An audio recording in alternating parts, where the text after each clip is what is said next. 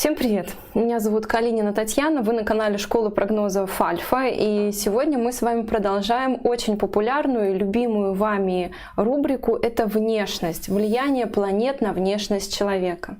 Напишите, пожалуйста, есть ли у вас звук, я надеюсь, что есть. Здесь вот у меня микрофончик, давайте его добудем.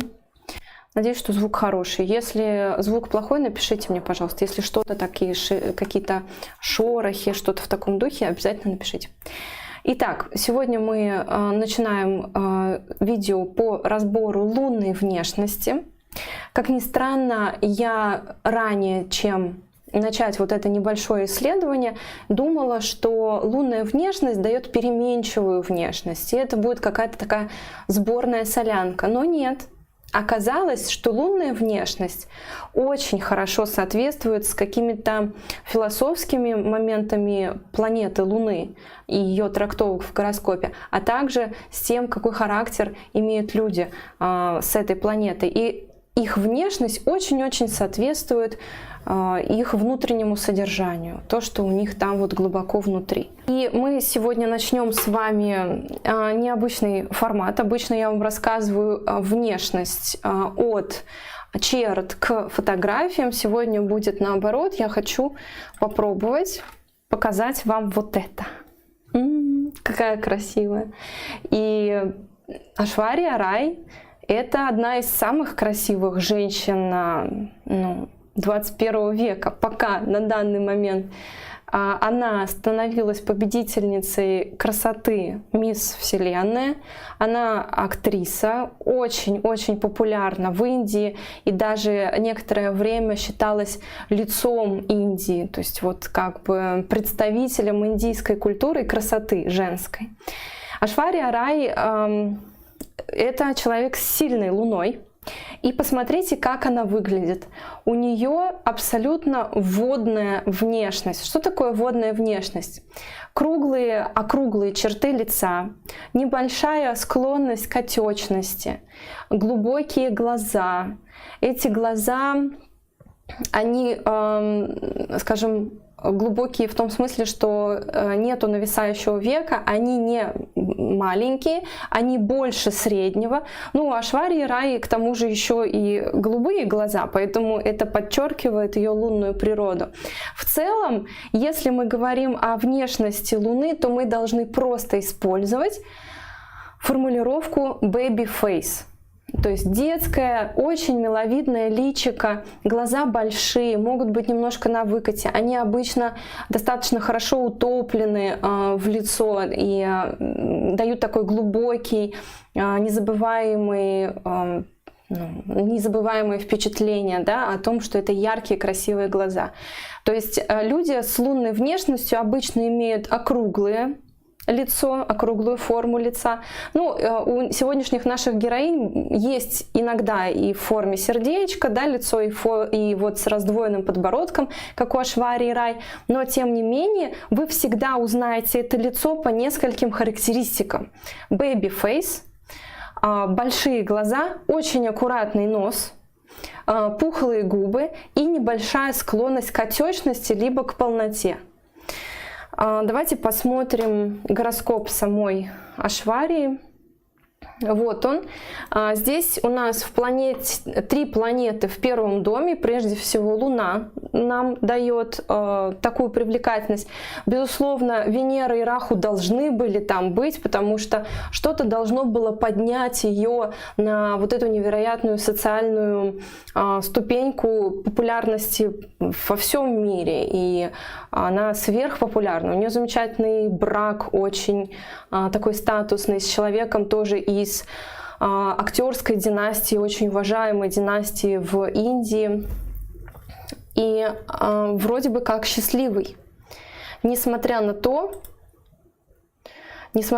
что у нее Юпитер в падении во втором доме, что может повлиять на ее способность войти в новую удачную семью. То есть вот, например, в традиционных обществах второй дом, дом денег, показывает не только сколько у нее будет средств, но и в какого качества семью она зайдет.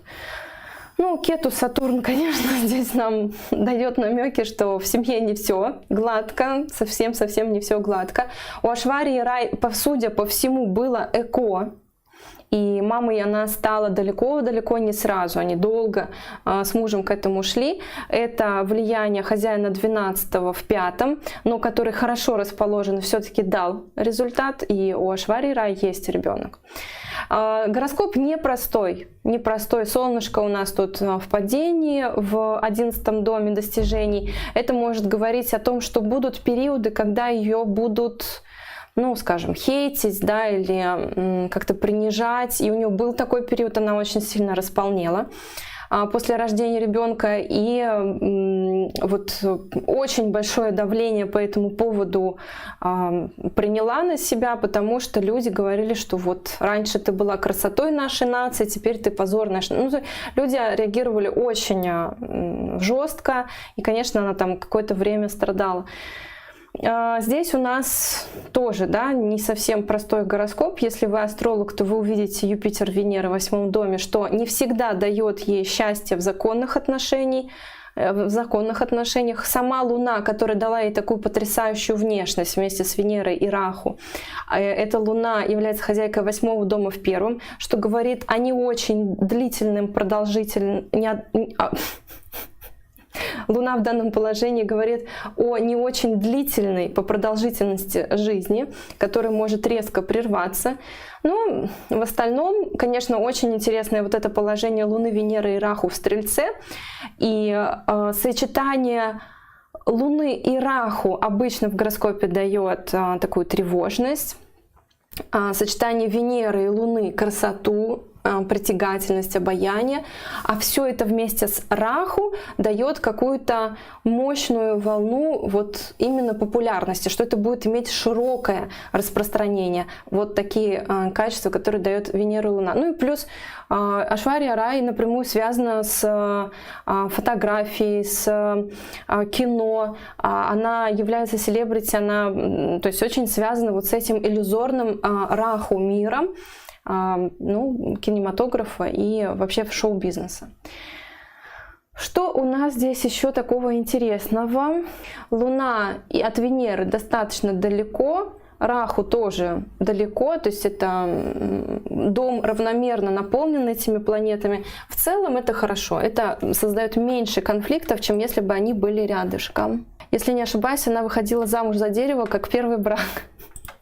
Ну, я не знаю, это правда или нет, может быть, это слухи.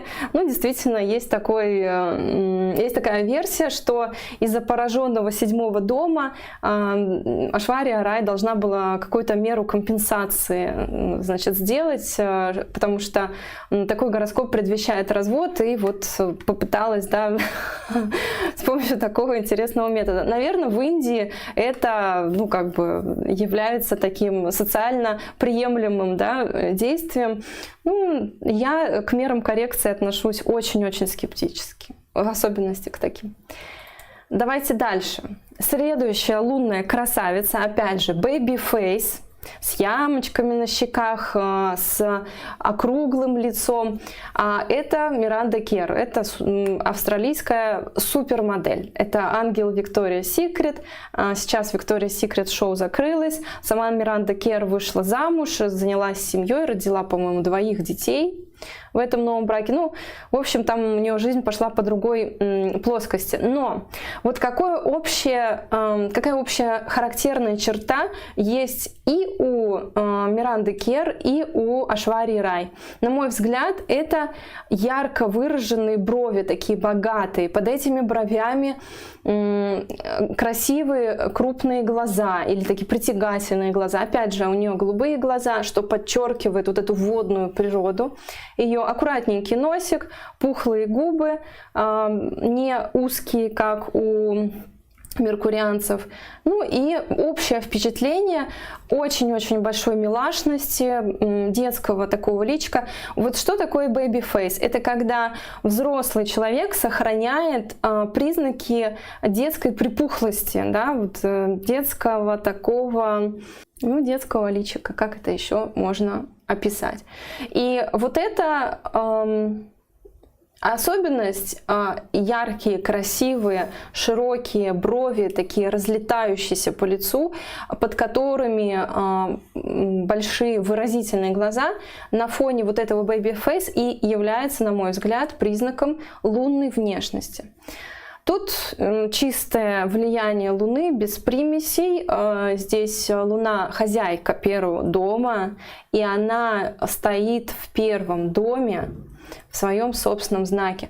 Плюс она еще недалеко находится от Лагны. Да, у нас Лагна 6 градусов 55 минут, Луна 2 градуса 41 минута, то есть рядышком, почти на Куспиде. Здесь тоже в гороскопе D9 Луна сильная, свои силы не теряет. Ну, здесь уже гороскоп посильнее, повыразительнее, да, здесь Маха Пуруша йога 1, Маха Пуруша йога 2, потрясающее вот это солнце в Дигбале в экзальтации, в доме карьеры, то есть здесь Раджа йога Карака в 10 доме, здесь абсолютно потрясающий, счастливый, хороший гороскоп. Раху и Кету экзальтированы в нужных местах, ну, небольшая склонность у нее есть к одиночеству, ей хочется часто побыть одной, но, тем не менее, замечательная Венера, ну, такой неплохой Юпитер, дай бог, чтобы не рядом, а он рядом со звездой Антарес. Нет, Юпитер таит в себе опасность однозначно. То есть это звезда Антарес в личном гороскопе говорит либо о том, что человек столкнется с войной, либо с какой-то аварией, какой-то потерей. И тут уже важно, о ком говорит Юпитер. Вот он может дать такой эффект потери либо для отца, либо одну из беременностей, там, или ребенок, что-то в таком духе. Но это дает именно положение Юпитера близко к звезде Антарес. Ну, надеюсь, не проиграется. Или, надеюсь, этот период Юпитера у него был где-нибудь там в детстве, и как-нибудь там по лайту это все проигралось.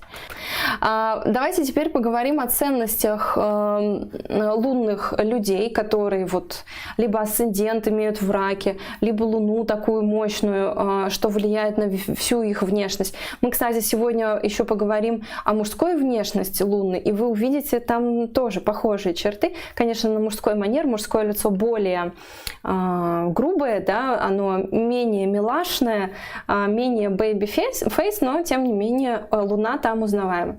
Так вот, что происходит с лунными людьми? Эти люди самым главным в своей деятельности, в своем соприкосновении с миром, с каждым человеком вокруг себя, главное, к чему они стремятся, это взаимопонимание, эмоциональное восприятие. Они и сами достаточно эмоционально развиты, но только если Луна не находится там в каких-нибудь ужасных поражениях, в сатурнианских знаках, тем не менее даже в падении Луна человека показывает чувствительного, то есть он эмоционально развит. Так вот, лунные люди прежде всего стремятся к душевному пониманию друг друга.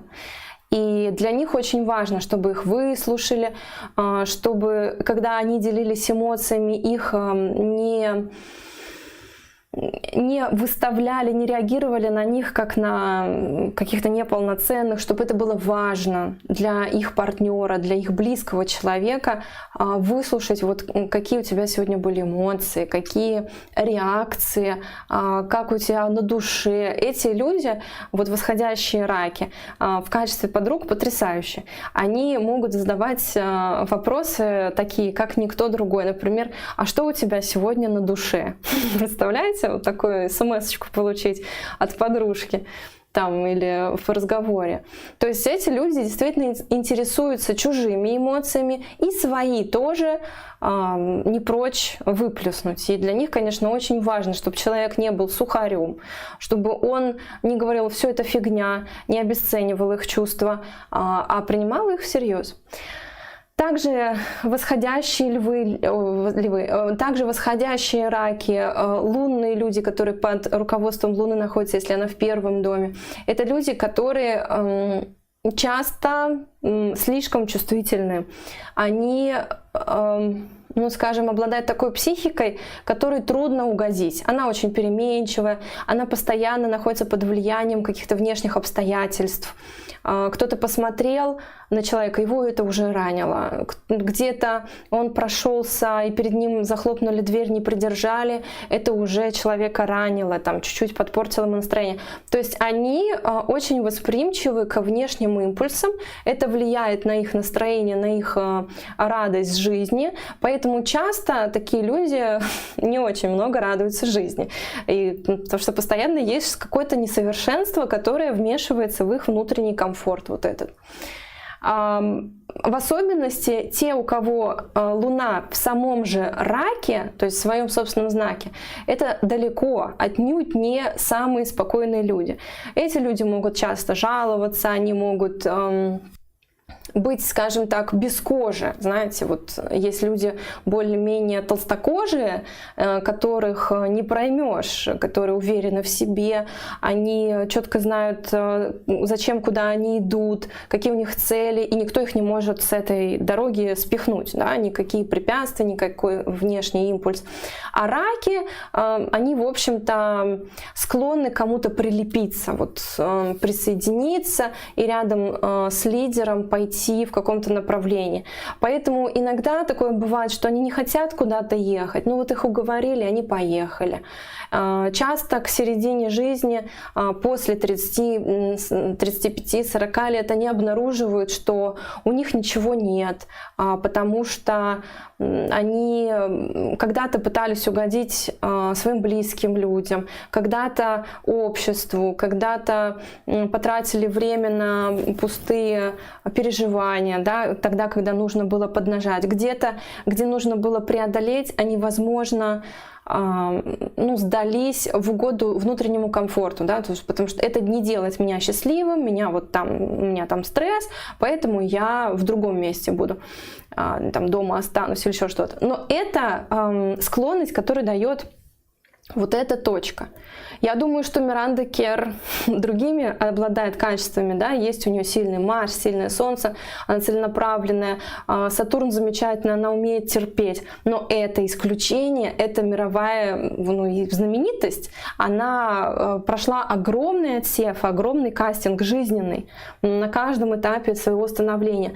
Вот эти планеты это компенсировали. Мы сейчас говорим именно о вот этой комбинации, какую склонность она дает. Если у вас в гороскопе вот такая комбинация или восходящий рак, и у вас нету сильных компенсаторов, то, возможно, та характеристика, которую я дала, к вам вполне подойдет. Так. Еще хочу обсудить Венеру в Тельце. Да? Венера в Тельце — это более стабильное положение, то есть человек эмоционально более стабилен, он не так восприимчив, но тем не менее, эта Венера в Тельце тоже дает некоторые опасные точки. Например, если в Тельце она находится рядом с 10 градусами Тельца, там, где находятся геады, а с 10 там, до 15, до 17 градусов, допустим, Тельца, то этот человек может исчезнуть. Или у него могут быть дурные наклонности там, к обжорству, к различным порокам. Но это особенный такой кусочек знака Телец. В основном Венера в Тельце более практичная. То есть если мне это приносит какой-то конкретный результат, да, я это делаю, думаю об этом и так далее. Если нет, то человек спокойно это отодвигает.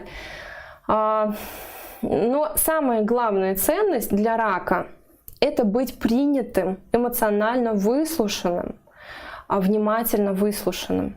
Вот за этим эмоциональным комфортом и принятием они могут вот пойти за человеком, за каким-то партнером куда угодно, да, вот пожертвовать всем, чем угодно. И, конечно, более всего их ранят именно непринятие, когда их не понимают, когда на них пытаются насадить какие-то мировоззрения, цели, судить их по общей планке. Они очень обижаются, и надолго можно с ними испортить таким образом отношения. Поэтому если к вам подошел восходящий рак или вот такой бэби-фейсный человек и начал что-то рассказывать, а вы там им пренебрегли, то это для них прям травма, это для них душевное расстройство. Давайте следующий наш герой. Селена Гомес. Тоже, да, она такая же милашка, тоже склонна к полноте, у нее круглое лицо. Я, конечно, понимаю, что у кого-то более заостренный, у кого-то раздвоенный подбородок, да, вот предыдущая наша героиня, у нее больше выраженные там вот эти ямочки. Это детали. Самое главное здесь впечатление округлости, наличие щек. Помните сатурнианцев? У тех щек не должно быть. У меркурианцев тоже не должно быть. Венерианцы так, они могут, да, быть с щечками, но у этих именно вот больше. Хотя они не обязательно должны быть полными, но вот такое строение лица. Тоже милашность, тоже достаточно яркие брови, достаточно большие глаза. Ну, тут, конечно, такой еще сценический макияж, все остальное. Аккуратный нос, не узкие губы, общее ощущение гармоничности и, ну, такой няшности. Давайте посмотрим Селины гороскоп.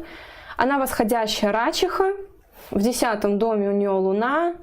Тут еще куча планет, конечно, которые дали ей ну, какие-то черты характера. И также Венера на внешность чуть-чуть повлияла, Солнышко, Меркурий. Тут все немножко вперемешку. Тем не менее, Луна доминирует. По моим ощущениям, доминирует во вторую очередь Меркурий. Она чуть-чуть сплюснута. Вот чуть-чуть у нее есть такая странноватость. Да? Там, если предыдущие наши героини, они были прям такие писаные красавицы, ну, по моим ощущениям. У Миранды тоже, посмотрите, когда она улыбается, у нее прямо очень видна вот эта вот склонность к отекам. Чуть-чуть у нее, конечно, нависшее веко есть, но тем не менее широкие такие брови богатые, внешность очень-очень подростковая такая. Здесь более женская, зрелая внешность, да, но опять же эти крупные глаза, эти брови потрясающие. Ну, такая, она со сложным характером, мне кажется, вот у нее вот это. Ну, конечно, вон она, отношения совсем сложно с ней строить. Но а к чему это я? Ну, в общем, они были еще какие-то очень пропорциональные, согласитесь, что Миранда Кер, что Айшварья Рай. А Селена Гомес чуть приплюснутая. Вот чуть-чуть вот здесь вот ей не хватает вот этой раскрытости для того, чтобы была полная какая-то такая гармония. Чуть-чуть она сплюснутая. Но мне кажется, это вот от Меркурия. Солнце, конечно, внешность солнечная тоже, круглое лицо, там глаза чуть поменьше должны быть. Ну вот Луна и Меркурий здесь доминируют, на мой взгляд. Интересно, у нее здесь положение Раху и Кету. У Селены достаточно плохое здоровье. Она, во-первых, пережила пересадку почки, во-вторых, у нее есть иммунные системные заболевания, по-моему, красная волчанка у нее. То есть достаточно сложное состояние у нее со здоровьем. Хозяин 12-го вот здесь, да, в первом доме, вот он немножко нарушил здоровье. Хозяин 8-го дома кризисов тоже чуть-чуть приложил свою руку. Еще хозяин 6-го дома аспектирует Лагнешу, показатель здоровья в этом гороскопе. То есть все дустханы имеют отношение к первому дому, либо к его управителю. Если вы не знакомы еще с моей книгой «Астрология болезни и смерти в натальной карте», обязательно ознакомьтесь с ней. Она на сайте есть у нас, на онлайн каких-то агрегаторах, где можно купить книги. То есть можно ее почитать. И вот там как раз-таки такие случаи, в которых все три управителя дустхан имеют отношение к первому дому или к управителю дома, это очень опасные гороскопы, где здоровье будет шатким. Оно будет шатким. Ну и тут так оно и есть. Здесь тоже у нас Кету Раху на оси 1,7, да, то есть чуть-чуть тоже повреждает. Экзальтированный Марс помогает все это пережить, все, ну, все преодолеть. Здесь Марс тоже в целом аспектирует хозяина 6-го, и двояко дает и операцию может дать, и, скажем, успех от этой операции. Ну, в общем, примерно так. Селена Гомес, кстати, тоже там набирала вес, и она периодически худеет, периодически толстеет, там вот склонна она. Кэти Холмс, еще одна лунная девушка. Ну, здесь меньше, наверное, бэмби-фейса, хотя она такая миловидная, конечно, очень. Больше вот этой водной природы, пухлые губы, опять же, склонность к отекам, вот это вот нижнее веко, характерное для людей, которые склонны к отекам. И, ну, опять же, такая вот красота симметричная, водная красота. У нее, насколько я вижу, глаза не голубые, либо серые, либо зеленые, ну, такие какие-то песочные, может быть. Но все равно я, когда искала примеры для лунной внешности, я просматривала много-много фотографий селебрити, увидела так, вот у нее, наверное, тоже луна. И что же мы видим? Луна в первом доме, в Раке. Здесь Юпитер еще стоит. Конечно, я думаю, что Юпитер ей дает уши чуть покрупнее, нос чуть-чуть более такой широковатый, чем может там дать Луна. Но, тем не менее, очень красивая, эстетичная внешность в лунную концепцию вписывается. Ну, видите, какая она Маха-Пуруша йога, да, вот за счет чего поднялась. Вот еще одна Маха-Пуруша йога венерианская. Опять же, Раджа-йога Карака есть. Обратили внимание, я думаю, что в сильных гороскопах, в сильных судьбах есть и Раджа-йога Карака, и Маха-Пуруша йоги часто. Но, опять же, вот что-то не так с питанием. Человек либо сам себя ограничивает всю жизнь, либо он должен потреблять какие-то медикаменты. Может быть, немножко есть какие-то плохие привычки с потреблением внутрь, да. Ну, разные там варианты. Ну, скорее всего, какая-то аллергичность тут есть также. И опять Луна. Напишите, вот интересно ли про них слушать, как про личностей. Так, то есть вот просто рассматривать их гороскопы и смотреть какие-то яркие такие моменты. Мне потому что интересно. Я не могу вот так вот сказать, так, это Луна, это внешность Луны, закрыли и побежали. Мне все равно хочется так рассмотреть, какие-то секреты открыть. Венера здесь сильная, здесь тоже сильная. Вот. И почему она вышла замуж за Тома Круза, да? Который ее значительно старше. Значительно. Больше, чем на 10 лет, возможно, даже на 15, там, на сколько-то вот в таком формате. Здесь хозяин 7-го дома отношений Сатурн показывает старше, сильно старше. Сатурн явно имеет высокое положение в обществе. Он во Льве. Он вместе с Раху, ну, это может давать и конфликты в брак, и то, что он может быть иностранцем, то здесь многозначные вещи. Но, тем не менее, если мы заглянем еще и в D9, мы тоже увидим, что Луна очень такая укрепленная Солнцем, этим экзальтированным. Сатурн оказался еще сильнее, и хозяин 7-го дома отношений опять с этим Сатурном. То есть он опять вот с каким-то вот человеком постарше. Ну, не очень такое здесь стабильное соединение. Хозяин 7-го, 8-м, резкий разрыв. В общем-то, с Томом Крузом они развелись. Не знаю, замужем она сейчас второй раз или нет. Не знаю. Вот, что-то тут такое. Юпитер с Луной в первом доме, конечно, дают ей вот этот социальный подъем вместе с Венерой. И Юпитер хозяин 6-го дома. Давайте посмотрим градусы. 14 градусов 36 минут, прям в середине знака Рака, там наверняка, да, неподалеку от скопления Ясли.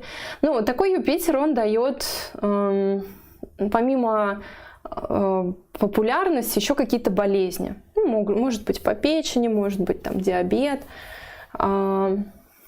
поджелудочная, ну, в таком формате, такие поражать органы. Давайте посмотрим, что вы пишете. Да, интересно, хорошо. Про юпитерианцев еще не было. Еще не было. Ну что, давайте теперь посмотрим мужчину. Ну, с девочками все понятно. С ними, ну, baby face, кругленькое личико, яркие большие глаза, пухлые губы, ну или средние, не узкие губы. И, в общем-то, вы все уже определили. Давайте еще, прежде чем все-таки мы к мужчинам перейдем, я вам расскажу про то, какие у них черты характера, у лунных. Они чувствительные, восприимчивые, сами ищут вот этой эмоциональной опоры, эмоциональной поддержки. Они готовы оказать ее другим, но есть один, скажем так, стоп. Один стоп. Ни в коем случае нельзя их границы нарушать. Они, как лунные люди, как я уже сказала, Луна — это показатель детей, детства, незрелости. Они могут искать опору в сильном человеке рядом. И вот почему, например, многие из них могут выбирать человека сильно старше себя. Потому что им нужна опора. Сами они вот как ива на ветру качаются эмоционально. И нужен человек, который их приземлит, скажет: так, все спокойно, все хорошо. Но этот типаж отношений, он склонен к сюжету отец и дочка. Если это женщина, конечно. Если это женщина лунная. Или мамочка и сынок, если мужчина лунный. И они, эти люди, страдают часто от того, что находят людей, которые их границы попирают. Ну, в общем-то, несложно их границы попрать, потому что они сами склонны, ну, скажем, размывать эти границы. Они часто в угоду партнеру где-то там прогнутся, где-то откажутся от того, что им надо. И вот чтобы не было конфликта, чтобы угодить. И в таком случае, конечно, наша человеческая природа достаточно эгоистичная. Рядом с таким партнером податливым прогибает все больше, больше, больше свою пользу. И по итогу там лет через 5-10 оказывается, что лунный партнер ущемлен, а его вторая половина чуть ли не абьюзер, либо там эгоист такой, который вот все потребляет в отношениях и мало дает. Но почему это случается? То есть если вы лунный человек, ну, можете со мной поспорить или согласиться, я думаю, что это происходит из-за того, что лунные люди сами не знают, что им нужно, они сами не высказывают: так, я в отношениях хочу вот это, имею право. И вот у них, а можно вот так будет? Нет, да, в следующий раз, ну ладно. И они такие вот обычно податливые.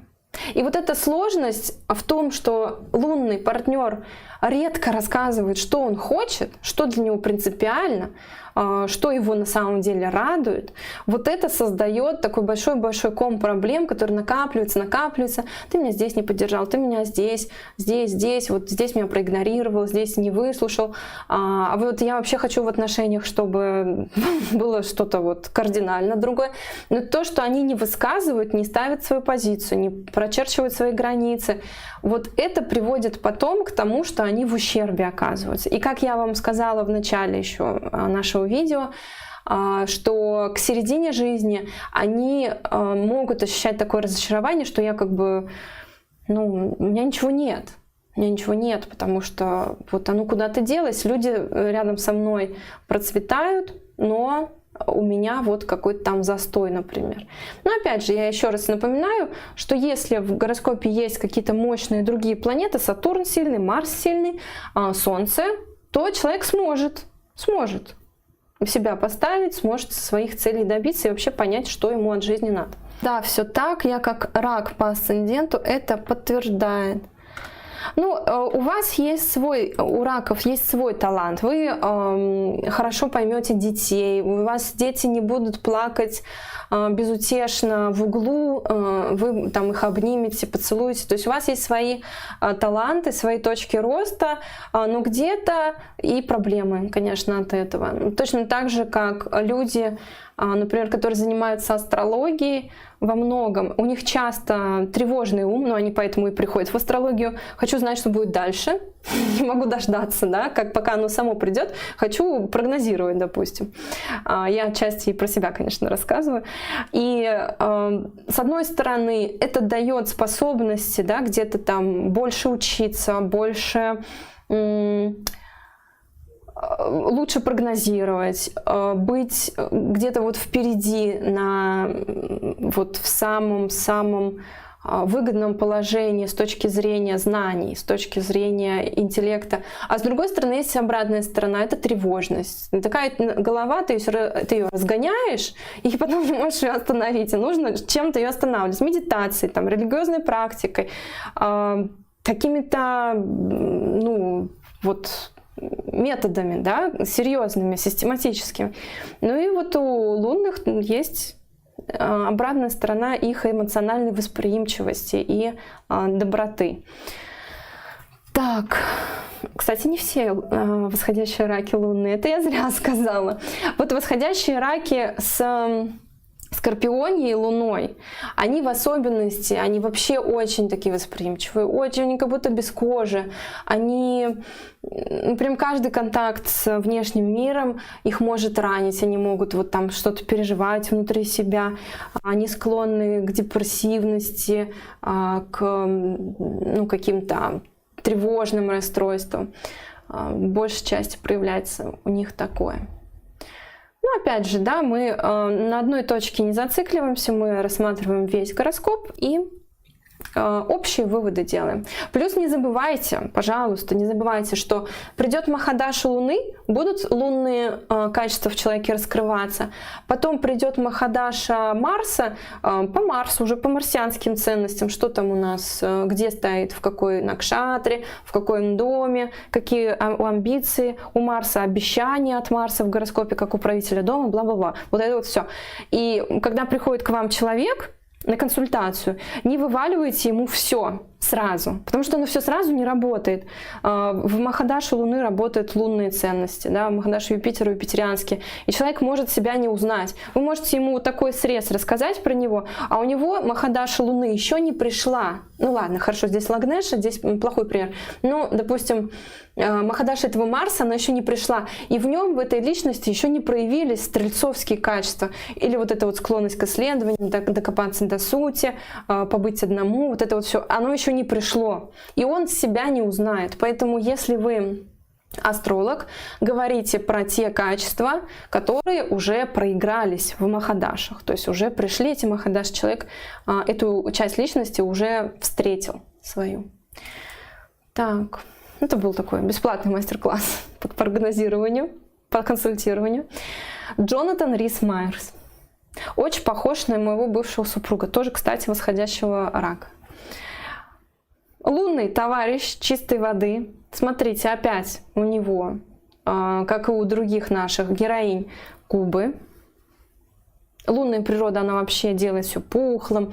Это энергия синтеза. Луна способствует зачатию, Луна способствует росту растений. И она все расширяет, она вот этот синтез образовывает. Поэтому все стремится к расширению. У него достаточно прямой нос, но в целом его глаза выдают в нем восходящего рака или там человека под влиянием Луны на 100%. Вот мужчины такого типажа, вот запоминайте их, вот с такими глазами водяными, вот с таким цветом голубых, вот этих вот светлых-светлых глаз, это чаще всего восходящие раки или люди с Луной в первом доме. Ну и что мы видим? Мы видим здесь Луну. Она хозяйка 8-го в первом. Ну, Рис Майерс, он не является образцом для там какого-то подражания, да, он и какие-то дурные привычки у него есть, он бунтарь, он там часто рискует. Ну, такой вот... Говорят, что с ним очень тяжело работать, любит скорость, любит опаздывать, с другой стороны, любит вообще, когда ему никто ничего не навязывает, а он сам, значит, решает, что ему когда делать, ну, в том числе на съемочной площадке. Ну, такой. Здесь тоже Луна у него в первом доме. Очень непростой характер, судя по лицу. Давайте посмотрим, что вы пишете. Так. Красивый Джонатан. Да, он очень красивый. В каких-то... Тут еще как-то, знаете, есть люди видеогеничные, а есть фотогеничные. Вот я считаю, что Рис Майерс, он видеогеничный. То есть, когда ты смотришь на него вот в движении, то его лицо очень красивое, очень такое характерное, притягательное. Его хочется рассматривать. На фотках он попроще. На фотках он попроще. А есть люди, которые и на фото хорошо получаются, и в видео потрясающе получается. Вот говорят, что Мерлин Монро видеогеничная была невероятно. То есть то, что на фотографиях, это там какая-то вот маленькая доля ее красоты. Ну вот Рис Майерс тоже такой на фотках попроще, чем в видео. Есть очень классный фильм с ним. Он называется «Match Point». Отличный фильм Вуди Аллена, да, режиссер Вуди Аллен, и он гениальный просто по своей идее. Очень советую к просмотру. Там красивая оперная музыка, такая история мальчика, который пытается из глубинки пробиться в Лондоне, и вот на какие шаги он идет, потом его охватывает страсть. Ну, в общем, интересно. И идея последняя, там, последние кадры тоже. Фильм с необычным концом, с неожиданным концом, и ты как бы не знаешь, пан или пропал. Вот замечательный фильм. Восходящий стрелец он, но Луна в первом доме. Гаджи Кешари Йога подняла его. Раху в 10-м доме тоже, да, замечательно для карьеры. Марс с Венерой, ну вот здесь личная притягательность. Но, видите, вот он какой-то, его достижения, они оспариваются. То есть либо он будет проигрывать, либо он будет как-то терять свои регалии, там, где-то с кем-то скандалить, судиться. Ну, с непростым характером, очень непростым. В целом, Меркурий, хозяин первого брака на оси второго брака, тоже несколько браков должно быть. Ну, так, да, конечно. Непростой парень. Венера здесь вообще он в падении в 5-м доме. Но опять же, тут куча психологических проблем в этом гороскопе. Но красоту природа дала. Талант актерский, безусловный, дала. Богатство. Ага.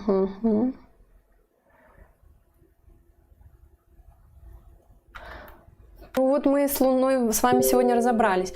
В целом, все, что касается эмоциональной природы и развитости в эмоциональном смысле, вот сюда направляются восходящие раки. У нас, конечно, чаще всего с вами какие-то артисты или политики обозреваются, актеры, но сами восходящие раки, они склонны к домашней жизни. Им, чтобы восстановить свое душевное спокойствие, нужно дома находиться много достаточно. Знаете, я когда езжу в какие-то тропические страны, куда-то на юг, и вижу крабов, а крабы это символ, знак зодиака Рак, именно крабы в ведической истории. И я вижу, как они вот целыми днями, они катают шарики из песка какие-то, раскладывают вокруг своего домика. Так они, наверное, привлекают самок, я не знаю. Вот у них какая-то вот такая социальная игра. И вот они катают, так пальцем проведешь рядом, а они посмотрят, что ты шарики их разрушил, и начинают восстанавливать. Они вот все заботятся об этом доме.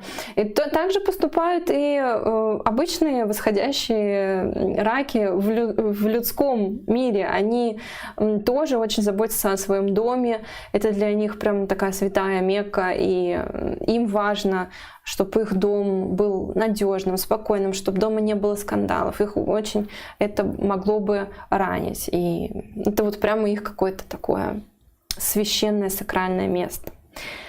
Вот так вот. Такой эфир у нас сегодня с вами получился. Я вам напоминаю, что скоро у нас 5-летие школы. Школа была создана в 2017 году, 21 июня, и 21 июня 2022 года нам уже 5 лет. В связи с этим мы всей командой поедем в Санкт-Петербург. Буду вам писать оттуда видео, рассказывать, что мы делаем, на какие экскурсии пошли, вообще про нашу команду, про каждого члена команды, что он делает, какой вклад вносит в школу. Поэтому, если вы хотите быть причастным к нашей жизни, то подписывайтесь на наш телеграм-канал. Сейчас ссылочку я вам вышлю. И также есть еще у меня информация о том, что... Так. Вот, это наш телеграм-канал. Есть еще информация о том, что в 20-х числах у нас есть 2 события целых. Мастер-класс «Галактики в гороскопе» для тех, кто любит тематику Deep Sky, кто что-то уже понимает, соображает в основах астрологии. Для вас это будет очень полезный мастер-класс. Ссылка будет внизу. А также у нас старт 2-й ступени. А я ее сейчас активно записываю. Вот мы... 2 урока недавно сняли, скоро еще 2 снимем. В общем, мы так вот снимаем активно эту ступень, и она в себе содержит последние мои вот самые актуальные мои знания в теме транзитов, Вимшоттари Даша и Чара Даша. Так что жду вас всех, те, кто был у нас на 1-й ступени, кто был на 3-й ступени тоже. Этой информации еще в школе не было, поэтому вы можете с 3-й ступени на 2-ю перейти без всякого потери. Это не будет более примитивно, это не будет более как-то очевидно, я все это знаю, это все так просто. Не, это будет все очень-очень обогащающе. Или если вы учились в других школах тоже, приходите к нам. Вот так вот. Буду ждать ваших комментариев, какие видео еще сделать, пишите, буду читать. И встретимся в новых видео. С вами была Татьяна Калинина. Всем пока-пока.